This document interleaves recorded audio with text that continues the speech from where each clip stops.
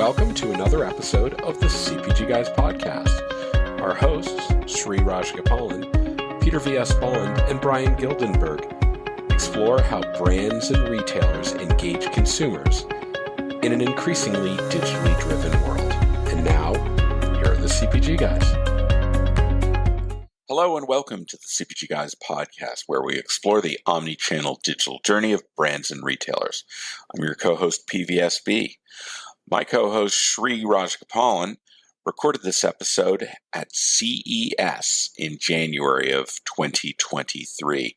His guests, Jeff Malmad, host of the Retail Media Minute from Mindshare, and his colleague, Lauren Lavin from GroupM.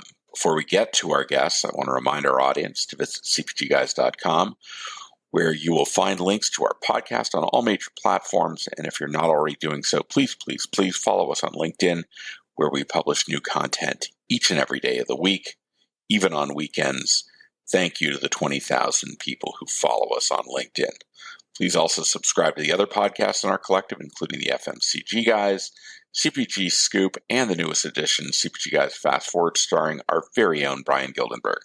And of course, we're proud to be sponsors of Next Up, formerly Network of Executive Women, whose mission it is to advance all women in business and to promote gender equality in the workplace. The digital liner notes of this episode contain hyperlinks to our site, the other collective podcast sites, our LinkedIn page, and our landing page on Next Up site.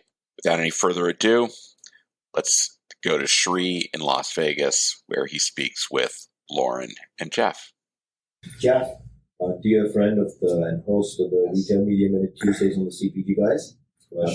Great. Happy to be here. Thank you. Thank you for joining me. And Lauren from GroupM, how you doing? I'm doing very well. Thanks for having me. Our audience will love to know a little bit more about both of you. So Jeff, if you can take a minute, introduce yourself, what you actually do, and I'll ask you to do the same. Yes. Great. Thanks, Sherry. Thanks, Peter. Thanks, everybody. Hi, Jeff Malmad, Global Head of Commerce at Mindshare.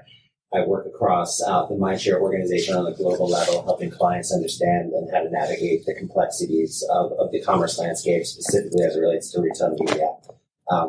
Been doing this for many, many years. I've been helping build out teams and building out ways of working and helping different teams elevate themselves day in and day out in terms of driving performance for brands across a plethora of clients, from CPG to auto to anything you could think about that you need to buy a product somewhere. We're pushing that and making it happen. Awesome. And Lauren? Yes.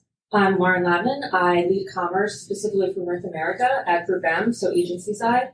My history has been working client side, actually, really seeing retail media come to where it is at today. So leading those teams, working very closely with brand teams and sales teams on the client side, running performance media, now on the agency side. So my role is really to make sure that across all of our agencies at GroupM, that we are staying as up to date as possible in this kind of wild, wild west environment of retail media. It's moving very quickly, making sure that everyone is super up to date on the changes, what's available, democratizing all the data for all of our clients to make sure that everyone is on the same page, holding all of our partners accountable, working on roadmaps for them as far as what their next venture is going to be and the products that they will be coming out with. So really exciting times, super fast-paced, and it's great. Awesome. Yeah. Correct me if I'm wrong, with which brands did you actually work with? Because I thought you worked for some of the most e-commerce penetrated brands. So my previous role was at Newell Brands, which has about 100 very commonly known household brands, from Yankee Candle to Grego car seats to Calphalon, Mr. Coffee. Very vast portfolio, very high e-com penetration. They actually made a e-commerce group separately for the company in 2017. So I was one of the founding members or first employees there, and we really stood up e-commerce for that company very quickly, which was great for when the pandemic happened. So everything was ready to go. Really, like, sort of ahead of their time as far as getting all of that stood up and making sure that it was a super big priority for the company. We were a little bit of almost like a self-starting, incubated team there that really was able to just work very quickly and really get all of that moving. And then before that, I worked at L'Oreal, which obviously has a ton of brands, which we all know, also very highly e-commerce penetrated, and again, did super well during COVID as well. So yeah. So feel intimidated. I got two experts. Right and left, and I also got an e-commerce captain over here. Inside. So my first question is the obvious. All three of us were recently at the Consumer Electronics Show in Las Vegas. One of the biggest things I noticed at the Consumer Electronics Show is traditionally it's been a lot about wearables, devices, data that comes out of it for a CPG company. Those are the big aha moments. This CES felt a little different. It was all about media, period. And of course, the world that three of us live in, I'd filter that down to retail media. The largest retailers in the world, Walmart, Connect, Kroger Precision, Marketing, Instacart, Uber, ads. Everybody was at CES. So Jeff, let me kick this off with you. Sure. So I make such a big term, put it out there. Everybody was at CES, and retail media is the next thing. What does that mean to a guy like you, deeply experienced in the space? You have been preaching quite some time. Right. It's extremely enlightening and exciting to see Art here talking about and hosting and doing different meetings as it relates to what's going on from a retail perspective. What are the different opportunities that exist? Who are the partners that are your traditional digital publishers as well as your retail publishers coming together to talk about what the future looks like? And based on that, I got really excited. I know a lot of people got excited because we talk about retail media. Retail media is media. And when you think about all the different capabilities that exist in the space, specifically when you look at the consumer's omni-channel journey and being able to reach those consumers throughout the course of, their given day, having the retailers here and hear from us firsthand and from brands firsthand, like what's important to them is extremely important. And I was really happy to see many of the different retailers here physically and having meetings with many of them talking about what does the future look like and how do we work better together. And I think, that's a theme we like to talk about. You go fast alone and you go further together. And when you think about how fast you go, historically, we've been very good at execute, strategically execute, optimize, drive outcomes. Where we need to go further together in the future is how do we then connect with brand teams? So it was nice to have a lot of our brand colleagues here with us to connect with the retailers to learn about their offerings, because when that's happening, you think about the performance aspect of it, but how do you build a brand and long-term sustainability there, brand health metrics? So them hearing about what's important for the retailer and the retailer hearing directly from the brand and the folks that we work closely with day in and day out, because that helps overall drive what the strategy looks like moving ahead and how do we become more creative in what we do from a media standpoint. So one of the things I noticed, as Jeff has rightly pointed out, is brands did not just come here with the purpose of seeing wearables, walking the show floor, seeing what's next on the consumer side. They came here to understand, embrace, and talk to retailers on the retail media side. Given this is one of the things you do with GroupM, how do you feel? Is this the moment? Did you notice a ton of brands here? And did meaningful conversations between brand and retail media take place? Because traditionally, retail media has been the forte of sales leads of brands. Correct.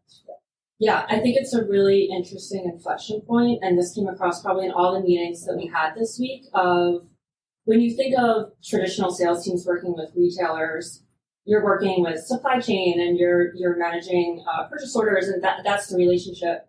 When you think about Amazon 10 years ago, they're a technology company. And so that's really how I think all of this ties super well together, especially at CES. You then see partners like Walmart and Kroger investing heavily right into technology platforms, which is now retail media. So our brands used to be suppliers for all of these retailers, and now they're also clients. And so that is sort of where, as an agency, it is our responsibility to sort of manage that relationship and help in that relationship, because it can put brands in an awkward position to be both supplying and a client of one partner. And it's up to us to really be sure that from a third-party lens perspective, that we're holding all of these retail partners and their media networks accountable to meeting the standards that we would hold any other publisher to, right? And so that was sort of a lot of the I think discussions this week were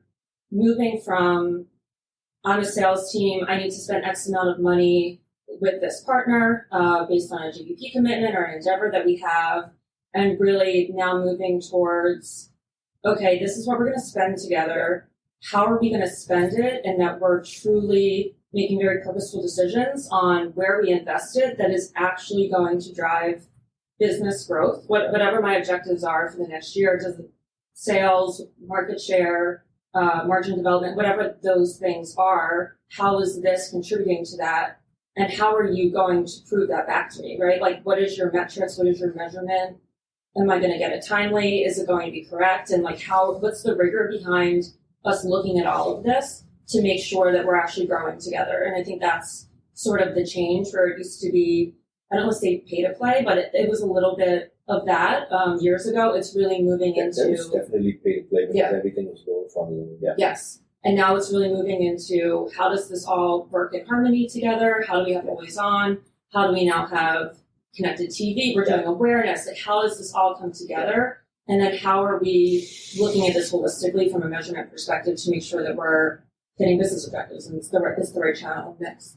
So Jeff, she talked about metrics and measurement. That's obviously a big piece of this, because without measuring retail media outcomes, the investments are just not going to show up at the table. But I'm going to ask you the dirty question of this episode. Okay.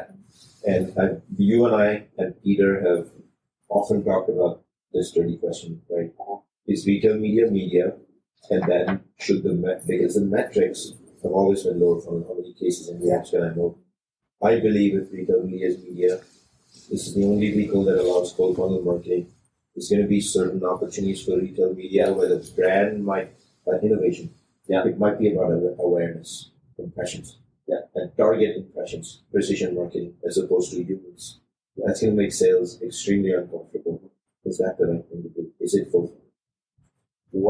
The way we're looking at it, the way we need to go, specifically as it relates to retail media, is, we look at it as retail media, as I said, is media.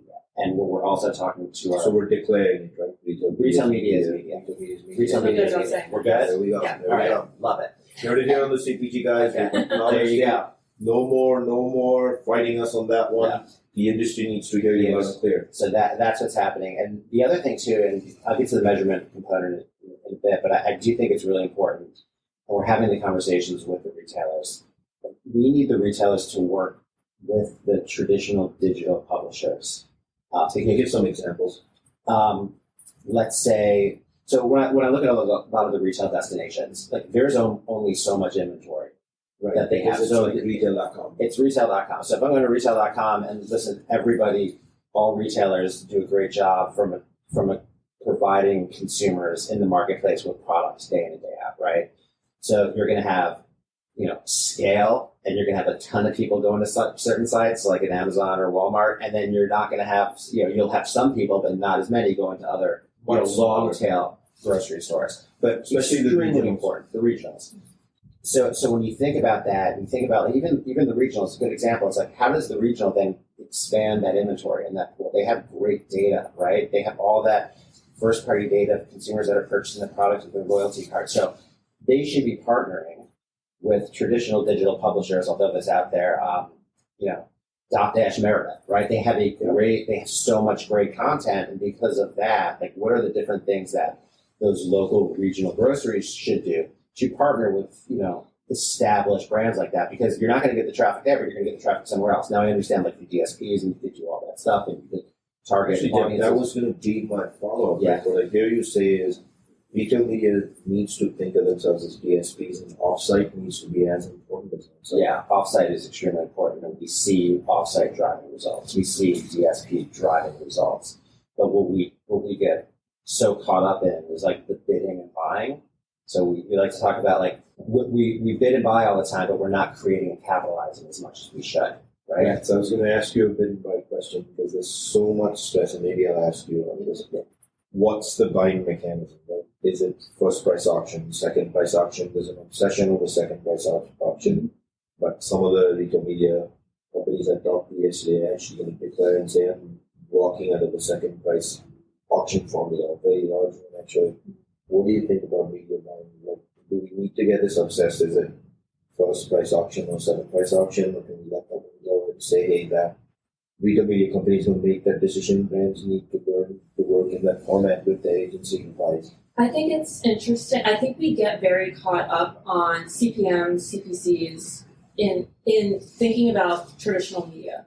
But where it's different from a retail perspective is the data and the audiences, right? So I think it's less about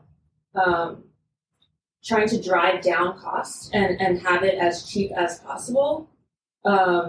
Maybe in a buying auction for search, you would want it, right, to be, because there's not targeting, right? Like you're just in an auction, so that is something that you want to have as much efficiency as So possible. you are recommending second price?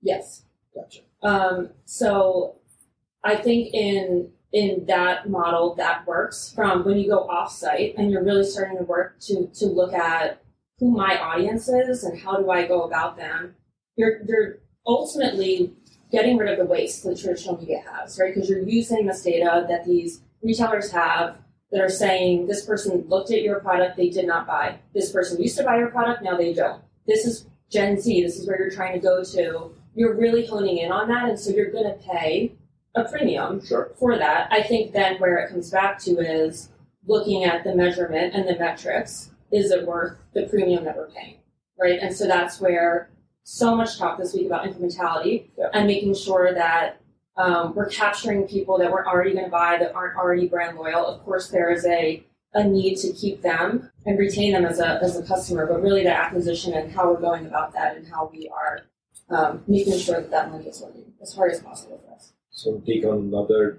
tough one head on over here. Now, I was lucky enough when I left corporate America for a year to do my own marketing, so I had to log go to Facebook, buy my own marketing.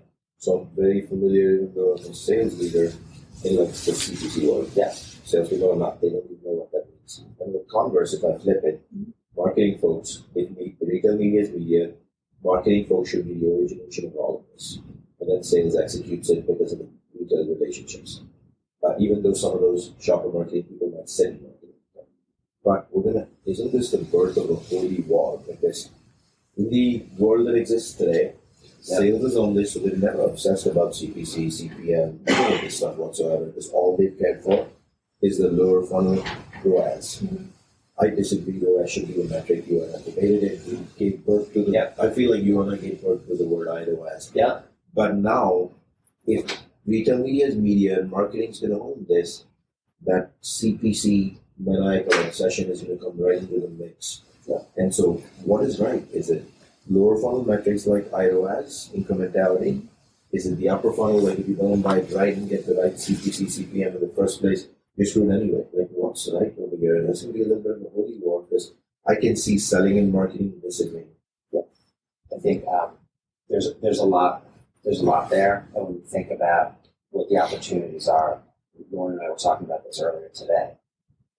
There is a fundamental mentality about being an entrepreneurial self-starter, to your point, being hands-on, being in the trenches to understand exactly, how do I drive the outcomes I need to drive on a day-to-day basis to hit my goals.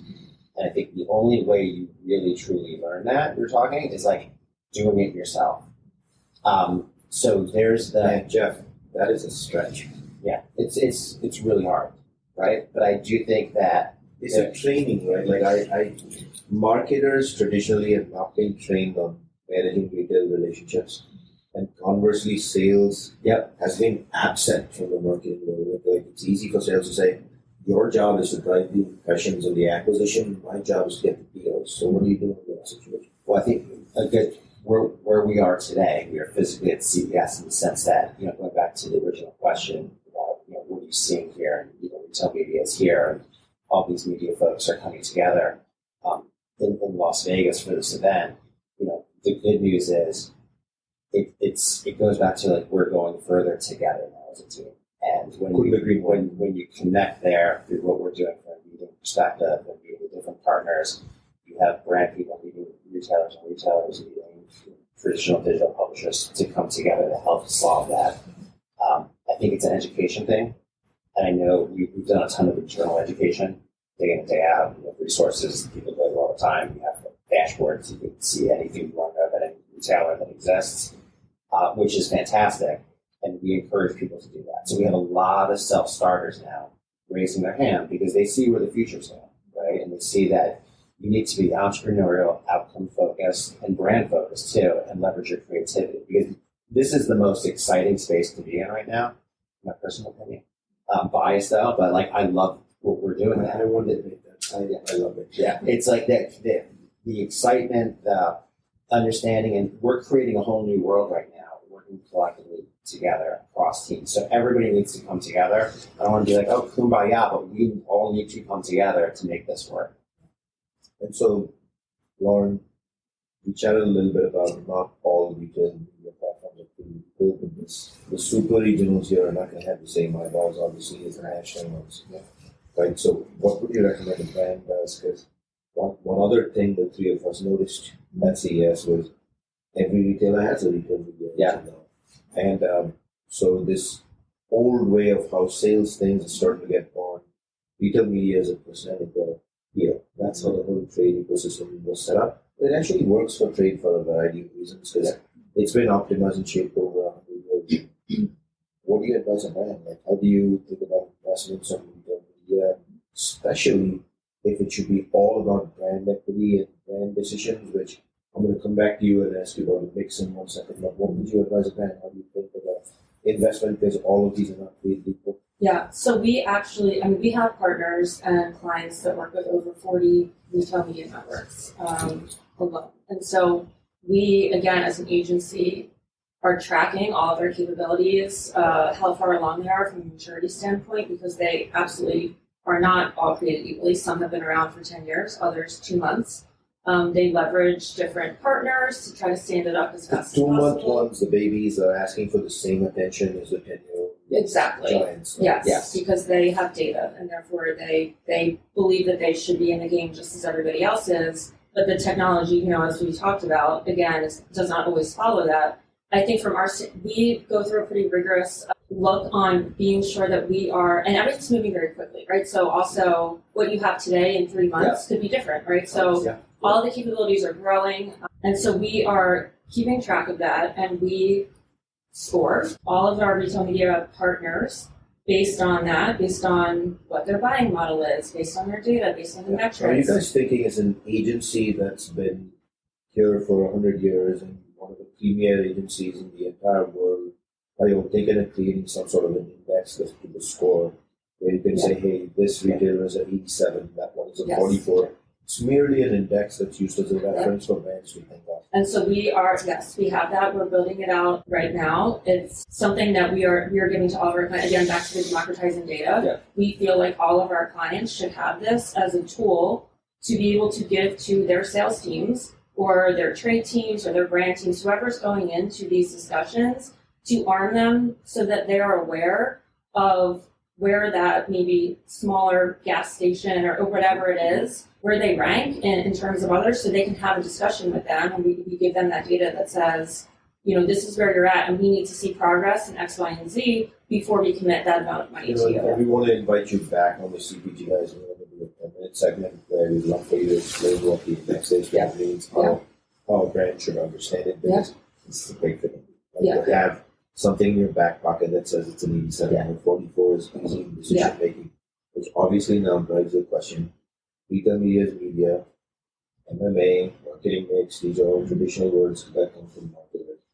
Should retail media be part of the mix in the planning cycle as an agency? What are you doing to ensure that it is indeed a part of the marketing mix? So yes, it should be part of the mix. Okay, thank you. Yes. You guys heard it here. You Yeah, absolutely. Retail media should be part of the marketing mix. End of story. End of story. End of story. It should be part of annual planning. It should absolutely, whenever you're going through your annual planning exercise, retail media and retail needs to be part of that discussion. End of story. So how do you do that for clients? For what we're doing now is, when you look at the team structures in the past, teams have been, you have a commerce team here, you have a social team here, you have a search team here, and what we've done now is we have holistic teams, right? The team focuses on how do we drive outcomes for the brand across all the different KPIs that we have, right? So understanding that we have one team that focuses on one client and then the brands within that client, and then we have teams that also focus on the retailer and give that retailer the premier service, because we know retailers and brands overall, there's a strong obvious relationship that have been in place for many years, and it's extremely important that that relationship helps drive the outcomes that we need. So working closely with the retailers, working closely with the holistic teams that we have, understanding the data, understanding exactly from an outcomes perspective what are the sales goals, and then how do we help drive those sales goals based on the different tactics that we have in the marketing mix, and what should we be spending across search, social, display, TV to come out with those What I'm outcomes. hearing you say is this is not a top of the surface, let's get into the marketing, let's go into the better details like the tactics. Yes. Yeah. We like to say we're tactically tenacious and strategically sound. Is this the year, as you go through the planning cycles, like my assumption is a lot of this happened in the last 3 months, and is this the year the industry is going to see the change where it's in the mix? Yes. And I think what you're seeing right now is that your retail media buy is evolving into your overall. Next one's for you. Yeah. Multi-touch attribution, my favorite word in this retail media ecosystem. Multi-touch attribution was hard enough without retail media. Yeah. And we have the naysayers who say it was across the board, me being one of them. Yeah. Now we've added this new mix into the ecosystem with all these different tactics on retail platforms, and again, no one's created code that makes it even more hard. Yeah. What does multi-touch attribution even mean? Because we know that just plain general knowledge would say, if you run a campaign on Amazon ads, there is a halo lift you might get on wait funnel. Yeah. Because someone's standing in front of the wait funnel, whipping out an Amazon app, looking at it, looking at reviews, and whatnot. Yeah.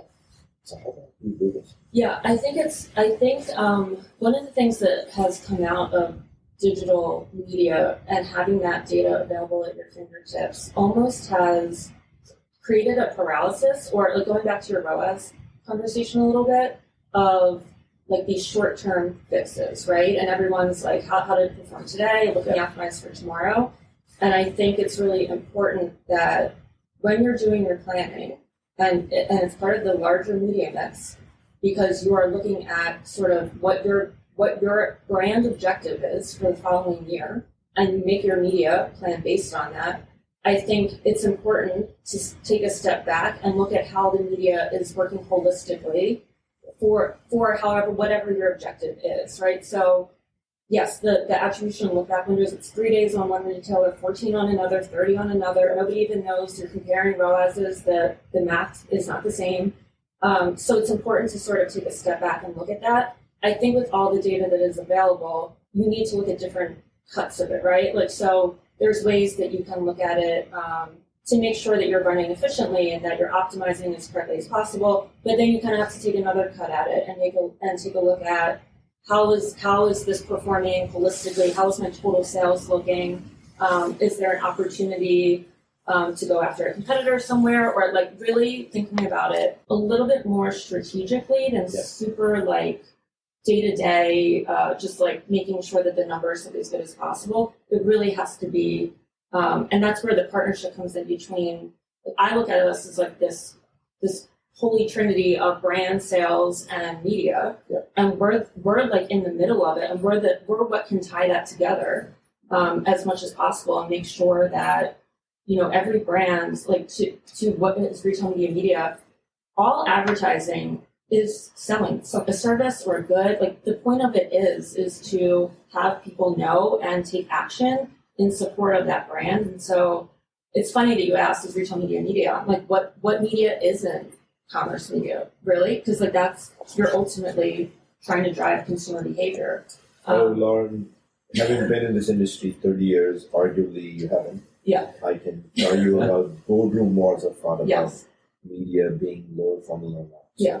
Yeah. No, I totally understand. I've been in those meetings as well. It's just it's getting that mindset changed, and it's slow. But I'm secretly thrilled to hear an agency leader of commerce actually say what media shouldn't be commerce. Like as a sales captain that have been for 3 decades. That's like music. I mean, you saw it in the Super Bowl, right? You can put a QR code on a commercial that becomes commerce media. Yeah, there should be zero media in today's day and age which doesn't have a CTA. Would you agree? I would say that all surfaces, all display assets are shoppable in some way, shape, or form. Yeah.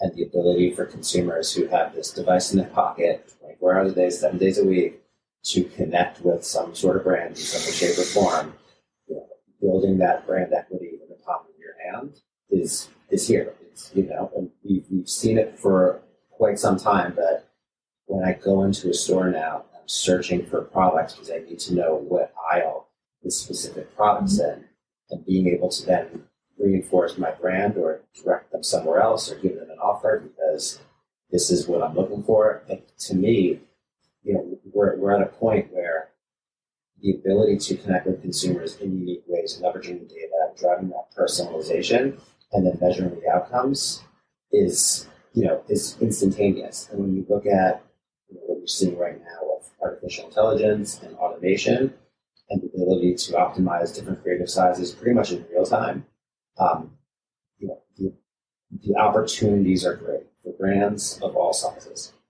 So the opportunity word, what it triggers in my head is most of the big brands in the United States are now on a journey of building a customer data platform. Ever since the Apple, Google privacy cookie announcement, now it hasn't played out in real life, but ever since that happened, it's spooked every single brand that, oh my gosh, I can't do retargeting, I can't do precision marketing. Everyone's chasing a customer data platform. Yeah. Is this a good thing? Is it just absolutely wildly crazy that brands, every single one wants its own customer data platform and then build precision marketing on the basis of that? Wasn't it just so much more easier and logical to have the Googles and the Apples and the Yahoos chase this and Facebooks? Yeah, I think that I can take it. I think it's hard for brands to not know anything about their customer and not feel like they have ownership But they've over thrived in over 100 years without knowing, I won't say anything, much. Yeah. Because Nielsen and I made it too easy with this data. Yeah, I think that we've had a lot of conversations come to us as to, I'm a traditional CPG company. Should I have D2C sites? And should I be standing this up in order to get customer data? That is a very large undertaking to create a new sales channel.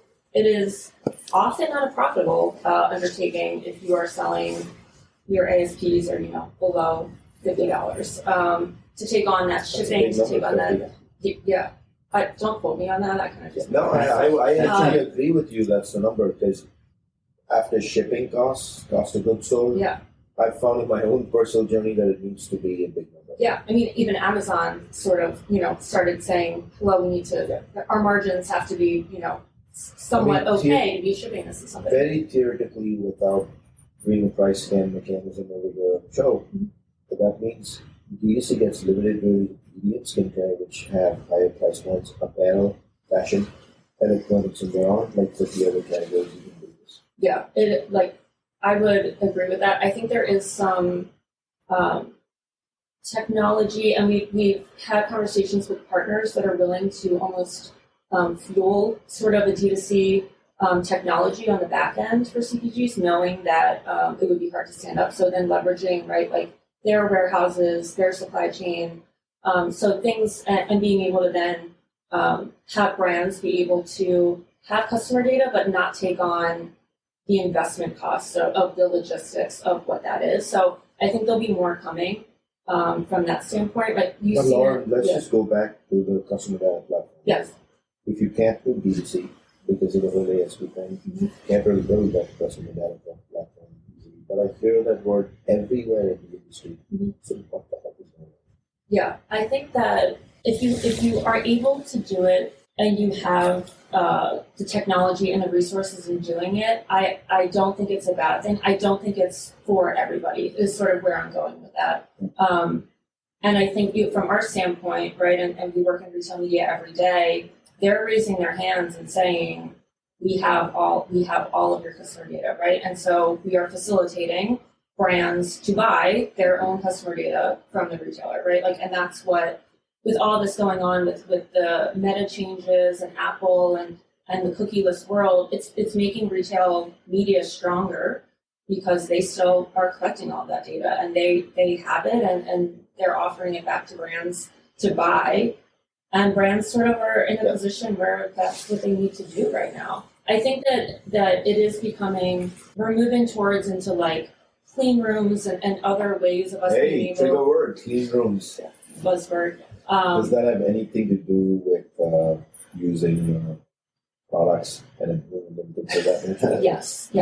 Yes, and so it's with anonymized data in there. Because my spouse always tells me I'm not good at maintaining a clean line. Yes. Well, that is the new buzzword, right? So that's everyone's sort of sandbox in which they feel like they can start gathering insights, right, in those areas without technically owning it, but it gives them a space to play with their consumer data and what's going on there. So that's really also another thing that's a hot topic, I think, for sure. Jokes apart, though, in my different conversations that I had at CES with retail, clean rooms were offered up on multiple occasions. It wasn't one retailer. Like, really just to make everyone feel that they're in aura or safe space, and the ideas would be optimized for their customer, which makes all the sense in the world. So I actually think clean rooms is here today. Mm-hmm. It's not a technology of the future. People just need to exploit it. Yeah.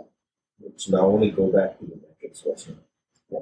But measuring success for retail media. Upper funnel, lower funnel, what should a brand obsess over? Is it the CPC and CPM, or is it the ROAS and ROAS? And what would be the one magic metric you tell everybody going inside out?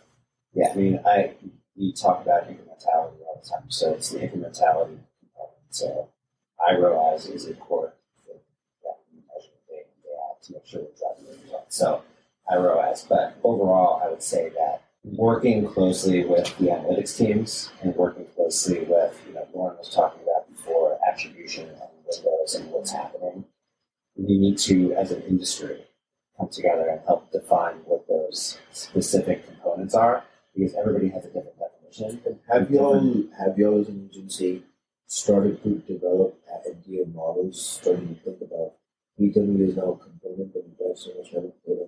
Yeah, so we are working closely with all of our analytics teams and data. So it goes back to the original, everybody's coming together. Sure. So it goes from having silo teams to one team and a holistic team with a holistic data strategy, and that data strategy is going to help enable us from a measurement standpoint to drive those outcomes. So we have teams that focus specifically on what do we need to do in order to drive these outcomes for the brands day in, day out based on your sales goals.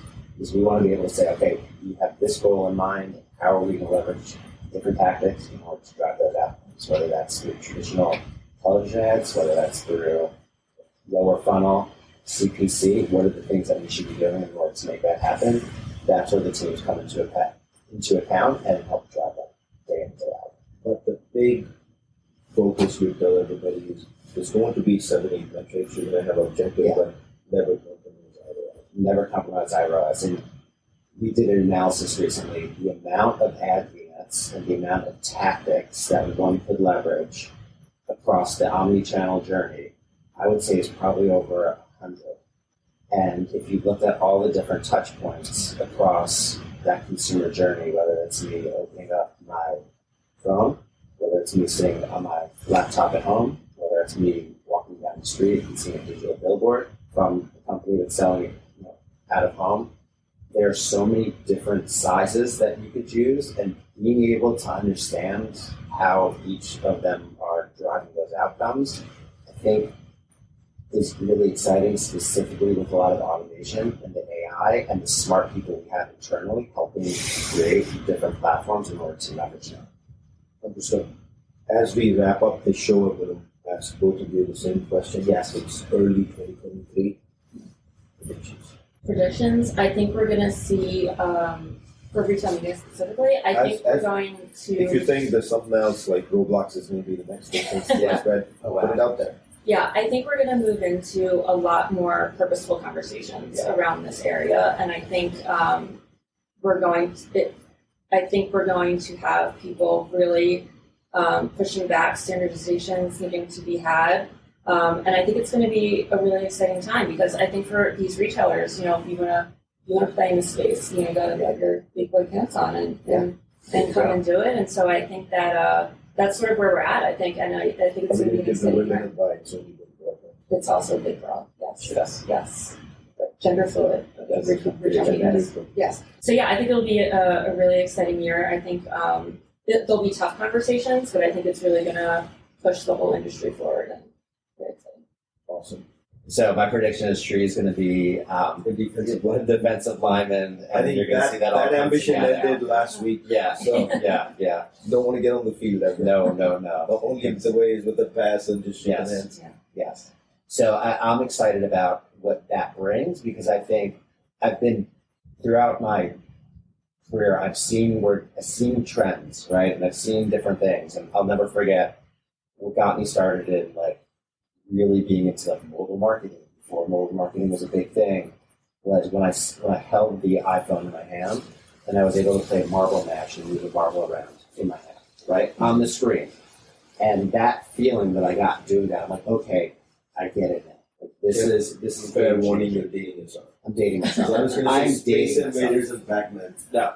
Oh, I can tell you the first time I was blown away by technology is seeing my father and my uncle play Pong in the house on a TV, and I'm like, oh my gosh, so you could do this? I'm so anyway. I was like 13, and I remember this crazy game that no one in my generation was able to let go.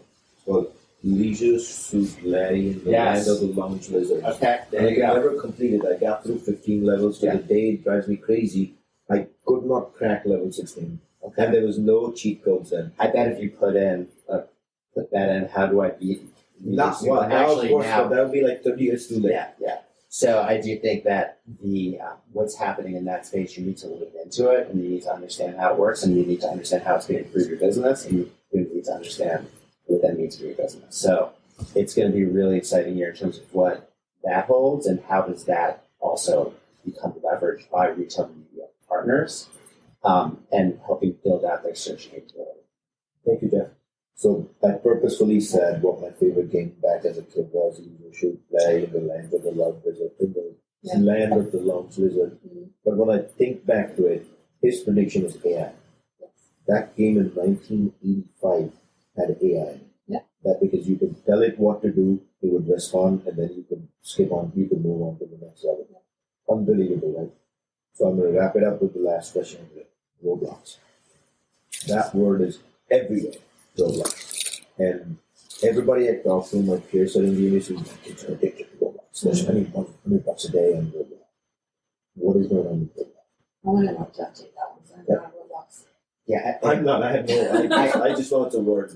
Shame on me. I'm gonna have to. It's interesting because my niece went through a Roblox phase where I was getting texts all the time. She was asking me to get her gift cards for Roblox. Because I figured she was probably asking her parents, and they said no. She asked the uncle. Okay, yeah. So I do think that it's that platform, that the metaverse experience and being in those virtual worlds is something that's not going away. It's always been here too. I can go back to Second Life and be like, all right, well, I was in that world experiencing. So you're just getting different versions of it, and in 10 years, it could be Roblox. It could be something completely different. Well, we need to pay attention, right? 100%. The reason I'm really asking this 100%. question is not Roblox. Should brands care? I think brands should definitely care. I think the fact that consumers are there, that means brands should be there in some way, shape, or form. Whether that's testing and learning, whether that's doing big programs, whether that's working with influencers, whether that's creating your own environment. I do think that's important because you need to learn. You need to build on those learnings, and if you're not in there day in and day out learning, you're just going to fall behind. Well, I think it's also recognizing that the next generation grew up on that. You referencing, we had some of it, but this is part of their daily lives. And that's part of, and I think when we say metaverse, people start being like, oh, but Fortnite, that all of that has been around, but that is truly part of that generation's lives. they're not going to see it as some alternate thing. That's just part of it. And so I think, it's opening up just a new way that we're going to have to talk to And I think the reason why when these words come up is resistance in the industry is my generation is still the primary shopper wallet in the decision-making generation. And probably 7-8 years have been phased out. Millennials are 42 years old this year. Millennials, 42 years old. Yeah. In 5 years, they will be the primary shopper wallet. And I think we're going to have a great reset where most of the conversations in the boardroom, outcomes, decisions, talent, are going to be very digitally focused.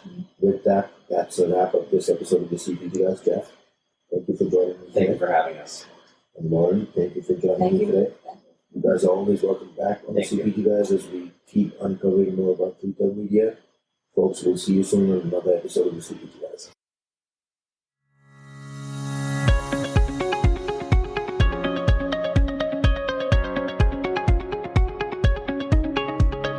The content in this podcast episode is provided for general informational purposes only. By listening to our episode, you understand that no information contained in this episode should be construed as advice from CPG Guys LLC or the individual author, hosts, or guests, nor is it intended to be a substitute for research on any subject matter. Reference to any specific product or entity does not constitute an endorsement or recommendation by CPG Guys LLC. The views expressed by guests are their own, and their appearance on the program does not imply an endorsement of them or any entity they represent. The views expressed by CPG Guys LLC do not represent the views of their employers or the entity they represent. CPG Guys LLC expressly disclaims any and all liability or responsibility for any direct, indirect, incidental, special, consequential, or other damages arising out of any individual's use of, reference to, or inability to use this podcast or the information we present in this podcast.